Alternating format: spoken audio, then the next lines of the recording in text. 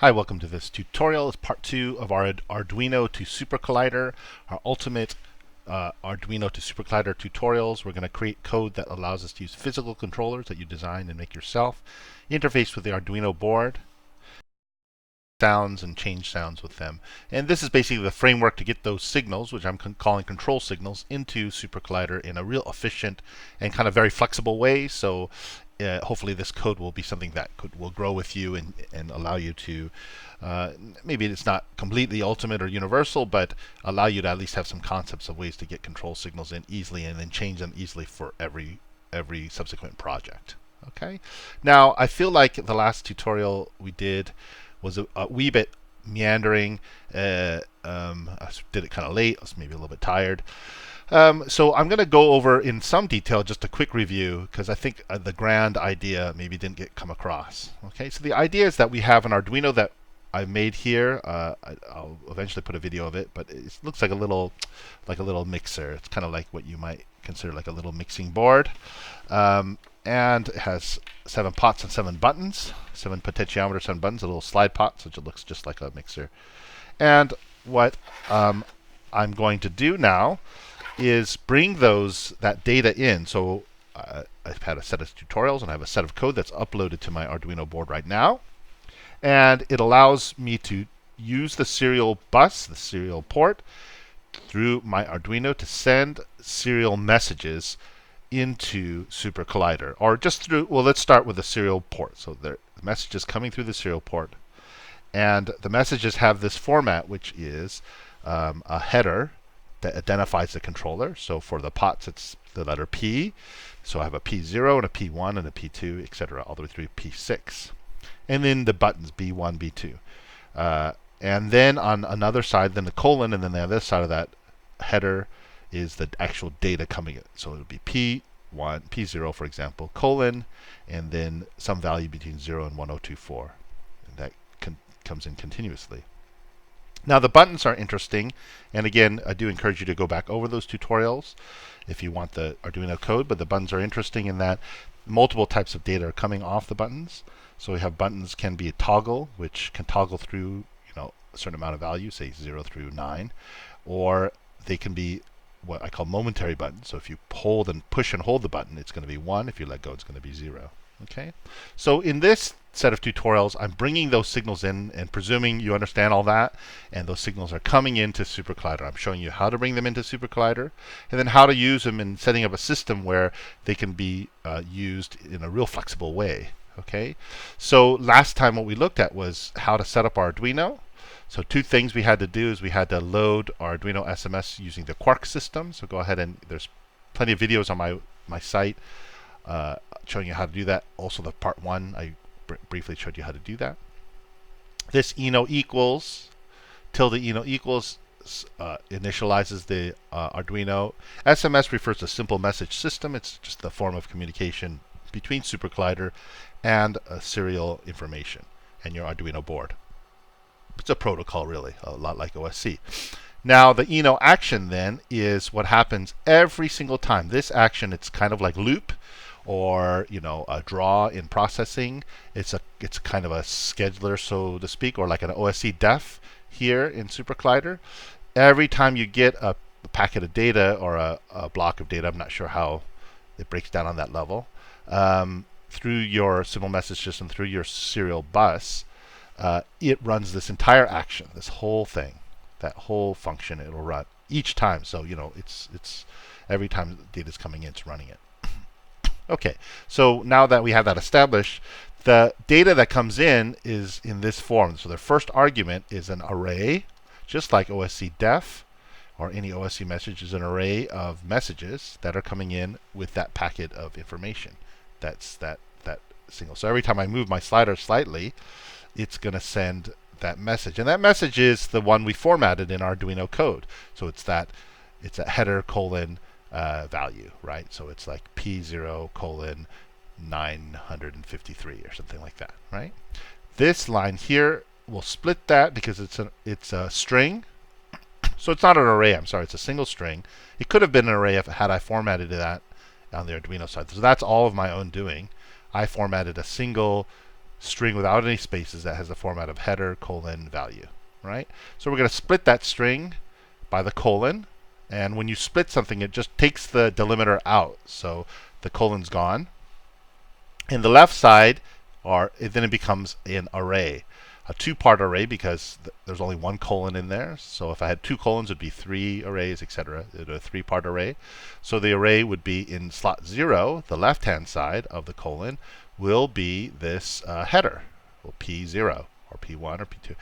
The right-hand side of the colon will be the value, 1023, 99, whatever. Okay, and then I'm just using these variables to parse them out, give them proper names. That's the header, that's the value. Then the next part that takes place here is now what we're doing is we're parsing through the headers, right? So each of these little functions, these if statements, is going to grab a particular header. So this one is grabbing the header P0. So only if the header happens to be P0 will this stuff take an effect. So it's just like a chooser, really. This one is going to be sorry. This one is going to be B0,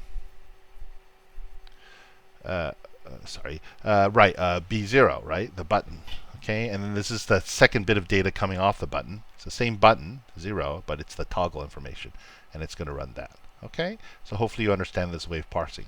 Now, and what we did was we showed how you can bring it in, and then you could I set up a test synth here, and you can bring it in and then set that these little functions then set the information that you want to assign to that particular controller. So in this case, I set the button, which is that momentary button. If you push it, it's on. If you let go, it's off.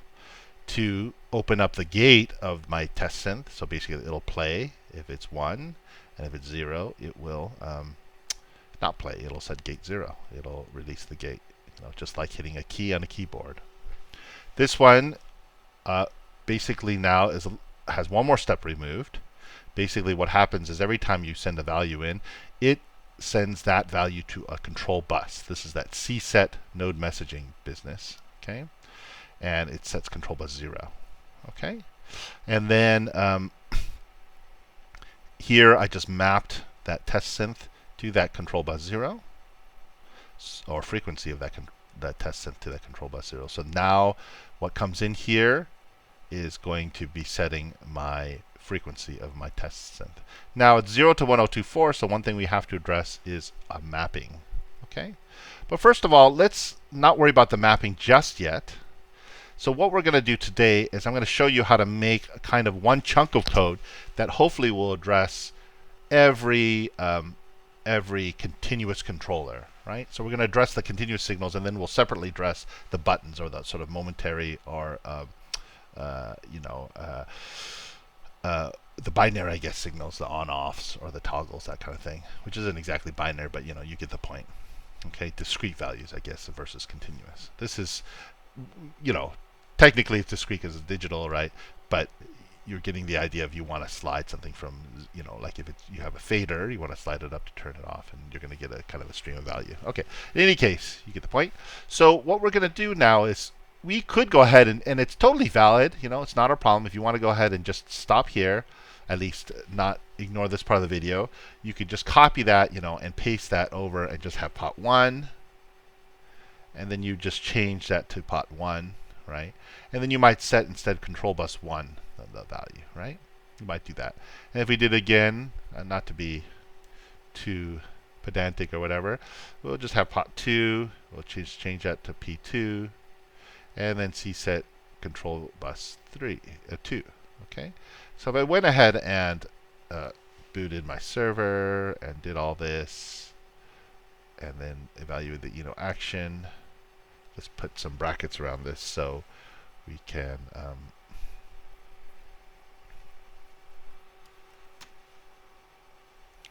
evaluate that quickly. Okay, so it evaluates all. Oh, what I should have done here is I should just, val dot. So I don't have to go to anything too crazy. So we'll evaluate that action again. Okay, so pot 1 now is giving me the values, right? Okay, but not if I move the other pots, it's not coming in. Okay, and then presumably that would set the bus number 1. All right, right. So you can continue to do this, but then let's say you change your headers or you do something different. Well, hopefully you're not changing your headers because that's supposed to be the ultimate Arduino code. But let's say you change you have a different rig has a different number of pots. You have to go in here and erase and et cetera, do that. So I'm going to kind of consolidate, just like I did with the Arduino code, into sort of one bit of code that will kind of universally handle everything. Okay. So what we're going to do is we're going to have an array, and it's the same technique, it's just a slightly different syntax. This is Smalltalk, which I recently learned. Was I listening to Steve Jobs or something like that, the book? I recently learned, I probably even said this on a video, that was one of the first object-oriented languages, was it? Well, it was done way back in the time of Xerox PARC. I think they developed it for one of their early, pre-Mac Macs. In any case, it's been around for a long time, and this is what this SE Lang side is based in, Smalltalk. I haven't really studied the language myself, so it seems interesting anyways. So we're going to do it in a kind of Smalltalk syntax, in other words. Okay. So let's have a variable up here. And what we'll call this will be a list of all the headers we expect to be getting. And then it's flexible, it's changeable, right? So if just as long as you understand that this array here is going to be an array of the headers that you expect to be receiving, then as you change your rig, as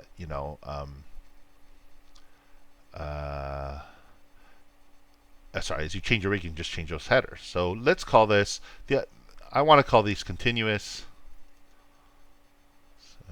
TINUOUS controller. Continuous controller, CONTROLLER. Oh wow, headers, right? But maybe as a kind of shorthand, we'll just call them CCH. Okay, and then we'll equal to, and we'll make an array of the actual headers we expect to receive. So in terms of my rig, there's 7 slide pots. So I'm going to use the symbols P0 and then P1. Now, for example, let's say I have a thing where my third value might be, my third thing might be FSR. So I might say FSR 0 or something like that. You can change that as you will. But I'll go ahead and put in P2. Let's just copy this. P2, P3, P4, P5, P6. Okay. And that'll be P6, and that'll be P5. Right. Okay. So, what we're doing there is having a collection of all the different headers that I'm going to use. All right. So we're going to use this as kind of a reference array, okay? Because presumably the headers, the amount of headers I put in will be the amount of available continuous controllers available to me. So let's make this header all continuous controllers.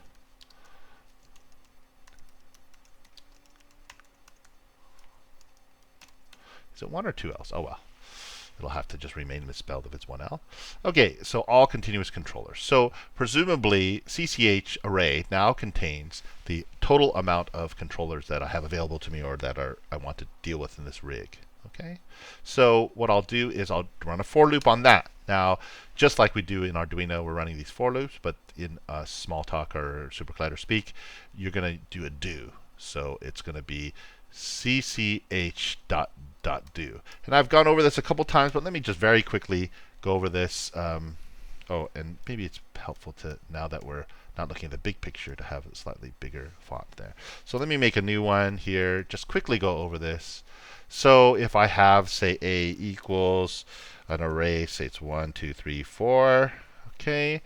If I go A.do, what it's going to do is it's going to have automatic variables. The first one will be the actual item in that array, and it'll iterate through all the items in the array of A. So I'm going to call it it. And the second argument automatically will be the index of that array, which is the index number, so 0, 1, or 2, or 3, right? So maybe we should have put something different in there. Well, they're offset numbers, but we'll just do something. We'll do symbols, since we're doing symbols anyways. We'll do symbols A, B, C, right? So so it's gonna give me the it, or it's gonna give me the index, right? So let's just do it.postLn, and then ix.postLn, right? And then we'll do that. Okay, so if I evaluate A, it's going to return the ABCD. If I evaluate the A.do, it's going to post A, the it, and then the index number, and then the it, and the index number, etc., all the way down. Okay, hopefully that's clear. Now, so now if I do CCH do, it's going to iterate through all my headers, right? It's going to have a it and an ix. So I'm going to have a, and these two lines that are shorthand for arg. If you don't remember that or haven't seen that in a while, arg, it, and then ix. But you can, you don't have to use a semicolon, and you don't have to do arg, and you don't have to use commas even. Okay, it's a shorthand. It and ix. Okay. And then I'm going to then do a bunch of things to that. So the first thing I want to do is see if it's one of these headers. So I'm going to, every time I get a message, I'm going to loop through all the headers and compare it to the, so I can do every continuous controller, compare it to the header, right? Okay. So if header equals it, right? So if the header, and it's already a symbol, I made it a symbol, equals it. Okay. So then we're going to then, so that's the end of this if, right? Yeah, that's the end of the if. So sometimes it's helpful actually to do, and then we need a end of the if, end of CCH do. So save that, let's select all, and then let me just line everything up a little bit. So if you select all and then go to edit and then auto indent line or region, that'll push everything over. Okay, so if it equal to it, so it's going to iterate through all that. So it's going to say that the header coming in, is it P0? No. Is it P1? No. Is it P2? Etc. Etc. Until it gets to 1, say it's P5. Yes. Okay, so then it will allow you into this part. Okay. Now then, what we're going to do is we're going to have a number of control buses. Okay, so we're going to do a number of control buses. Now, again, we're use this as our governing body. Okay, the CCH headers, and so then once you change that, it's going to sort of update everything else. So let's make a var. Okay, and let's call this KBS, the control buses. However, we need access to our control buses outside of the action. Okay, so you know what we're going to do though? No, we're going to sorry. We're going to use this server. So this is how the server messaging helps. So we don't even have to declare the control buses. Okay, you do have to kind of have a legend or something. Ones you set, right? So we're just going to set from 0 to the number of things. Okay, so basically we'll go ahead and set. So this is using iterate through, let's see, iterate through the continuous controller headers and compare. Oh wait, no, headers. Okay. Okay, sort. We're going to here sort for a particular header. So now, if you kind of can see what's happening, we're going to line everything up by the index number, right? So we're going to have everything 0, index number 0, essentially, to do with pot 0, right? Or whatever we put in here. So P0 will have its kind of like code or pin number or whatever will be 0 now. So it will set all the values coming in as pot 0 will be set to control bus 0, right? Okay. So instead of hard coding it to 0, we want to be able to change it for each one. We're going to make that IX, right? Because 0 will be P0, but it'll also be 0 here. Let's say we're doing P3. Well, that's 0, 1, 2, 3. It will be P3, and IX will be 3. 0, 1, 2, 3, right? 3. Okay? And so we'll set the control bus 3 for P3, right? So everything lines up by that index number in our CCH. So that's kind of our master array for everything, okay?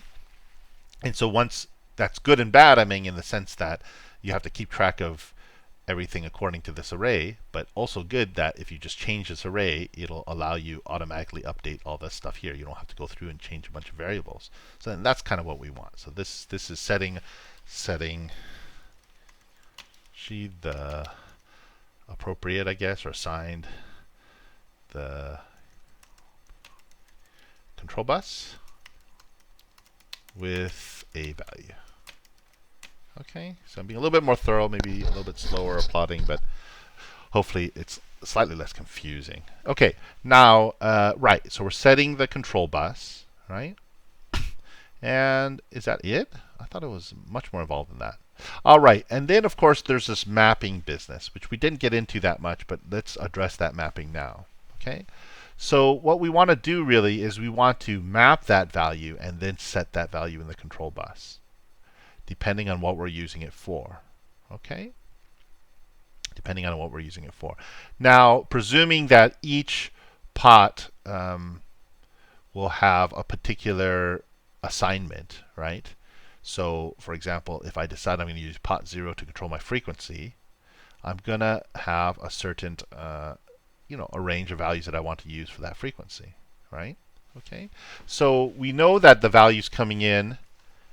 So there's a value. We're going to map that. We're going to do .lin, okay. And we know that this value coming in is coming in between 0 and 1023. This is a mapping function, lin. It means linear to linear. And then if I'm doing a frequency on pot 0, right. Let me just do this for the 1, right? Even though this is universal, I'm just doing this for the 1, let's say frequency for now, to show you, give you an example of what's happening. Let's say I want to go from the frequency like 300 to something like 1200, okay? And that'll be the range of my slider. And let's make them floats just in case I want in between frequencies. Right, okay? So now, and then I'll have to close this. Right, so now, every time I get a message in, it will set this control bus not with 0 through 1023, but with 300, between 300 and 1200, right? It'll map it first, and then it'll set that control bus, and then I can use that, okay? But that's great for every frequency we want, but let's say we're using P2, it's going to set that, so it's not universal. So let's universalize it slightly. And let me just amend my comment and map it. And we're going to do a similar thing. We're going to create another array. And again, these are kind of arrays you need to update when you change your rig. And let's call this one, so if I was to make a long version of this, it would be the continuous controller, CONTINUOUS controller mappings. Okay, so well, we'll make that our comment. It's not wasted. Okay, so these would be continuous controller mappings, and so let's call that continuous controller mappings, CCM. Okay, now in slightly different and slightly more complex fashion than the simple headers, what we want to do is we want to have all 4 values that will be set, right? Because we don't know if we're using a 0 to 1023 controller. Like I said, it could be an FSR, which ostensibly has the same range, but it sometimes you don't have access to that whole range. So sometimes You start at like 50, and then the hardest you push, it goes up to 900 or something. Or if you're using a different kind of controller, a light sensor or something like that, you're going to have a different range, and you're going to want to be able to custom set that range for that particular thing. Okay. And oh, sorry, the other thing too is I actually want to make these universal or global variables. Okay. We don't need these two to be global variables. These two we can be, yeah, you can be. So you can change them more on the fly if you want to. Okay. Right, and in other words, then we have to do that one too as well. So let's go ahead and update those with tildes and make those global variables, just CCH and CCM. All right. Now, CCM then, or continuous controller mappings, like I said, getting back to that, will be 4 values from and to, from low, from high, to low, to high, right? Okay, so each entry corresponding to each of these mappings will be an array of 4 values. Okay, and this one I guess you just have to kind of do manually. You have to make sure you have the same number of values here as you do headers, right? Otherwise, I think it might wrap, but anyways, it might wrap back. So I know, say for P0, I want this 0, 1023, 300, 1200. Okay. I know those are the 4 values I want for that one. Okay. And then let's say the next one might be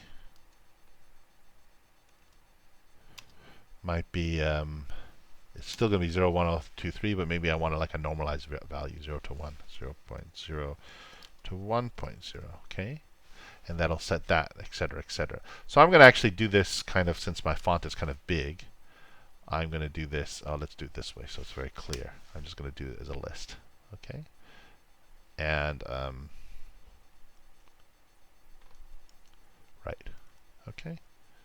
So we'll go ahead and do that as a list. And we'll finish that off here. All right. So let's go ahead and just copy that normalized one over. And like I said, we might have to do it manually to make sure that part I don't have completely automated where you can just change one thing. These ones you have to make sure you have the same amount. So 0, 1, 2, 3, 4, 5, 6, right? 1, 2, 3, 4, 5, 6, 7, 7 of them. Okay, good. And they correspond to each of these headers. And let's copy that over. Be real clear, headers. Okay, so looking back at our code down here, we then now we're sorting it through here, and then we're setting this control bus, right? And we're using the IX, so it's going to be each header representing a controller will be assigned a control bus according to its index number in this array. And then also, according to its index number in this array, it'll be assigned a set of mapping data, right? So we can just then, in this case, make these all variables, right? So we're going to have CCM, and thus the shorthand is handy, CCM. Okay, that's the mapping. And the first bit, CCM, will be, it's a 2D, what we call a 2D array, right? So it'll be CCM0, or I'm sorry, IX, right? So just like this is set IX, it'll be CCMIX. So P0 will set control bus 0, and it'll get its mapping from CCM0. P1 will set control bus 1, and will get its mappings from CCM1, etc. Right? So this corresponds to each of those things. So CCMIX, and then the 2D part of it will be, the first one will be CCMIX, which is, say, P0. CCMIX will be this whole array. And then the first value, which is the from low or min, will be value 0. So this will be CCMIX 0. It's a 2D array, right? And then you can see where the rest of this is going. So then you can go CCMIX still, because we're still drawing from that same array, but instead of 0, it will be 1. And etc. MIX, right? So this way you have a more universal approach to this. And all you have to do is change the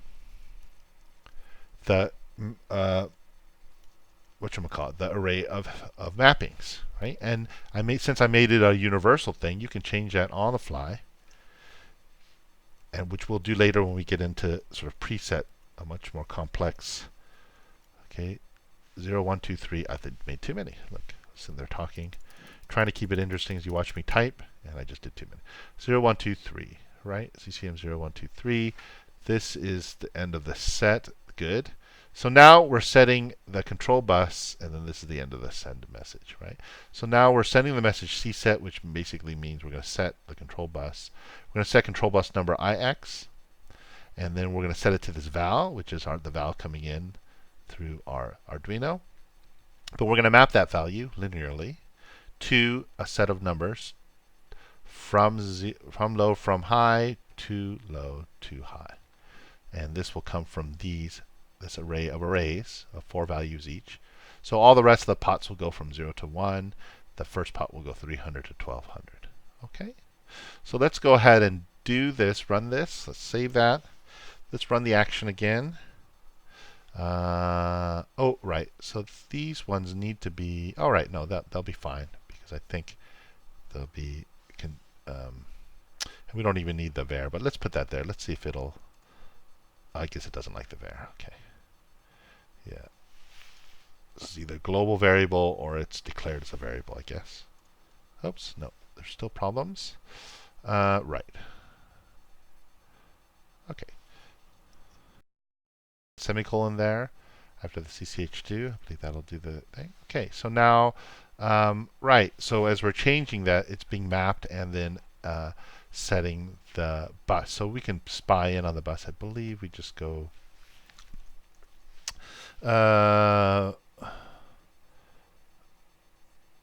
right. I just did this quick little thing. You didn't even watch me do it. Since we're using this kind of node messaging, I had to set up an OSC function so I can just test get it. So I run this function. Basically, when I go cget, it sends me back a cset message, and then I just have it post the data. Okay, so every time I go cget, that means get the value from control bus 0. It shows me that if I go ahead and move it, so you see at the very top it's 1200, and at the very bottom it's 300, just like we mapped it, right? And if I do cget 1, for example, we should notice that it should be somewhere between 0 and 1. And it is there, see? Okay, 0, 1, right. And then all the other ones should be the same. Okay, so then that works. That mapping works now. And we have something a little bit more universal. So we have now, if I want to change something, I can just update this if my headers change. Or if I'm changing using the same pots and stuff, but I want to change internally, say, the different mappings. I'm using a different synth or something like that. Say, all of a sudden now, instead of P0 needing to be frequency, let's say I want it to be, I don't know, like an LFO rate or like a dust rate or something like that. Let me copy that. I'll just change this CCM. Let me make a little note. I'm going to change mapping on the fly. Okay, I'm just going to go, since it's a global variable, I'm going to do tilde CCM, and then I'm going to CCM, and then the number that I want to change it. So we're dealing with pot 0. It's going to be a different array now, right? So let's say again 0 to 1023 still, but let's say I want like a LFO. So let's say I want to go one time a second to say 22 times a second. Okay, so if I just evaluate that now, it's going to update my array, right? And if I do back to cget 0, since I changed CCM 0, you see that's how it all lines up. If I get bus number 0, it's going to be, oh, didn't update. Why is that?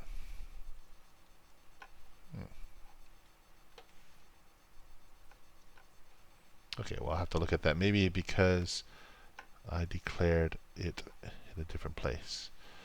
In any case, I'll look at that. It was a good mistake to catch, because remember how I said every time this action runs. So every time I get data, it runs all the code in here.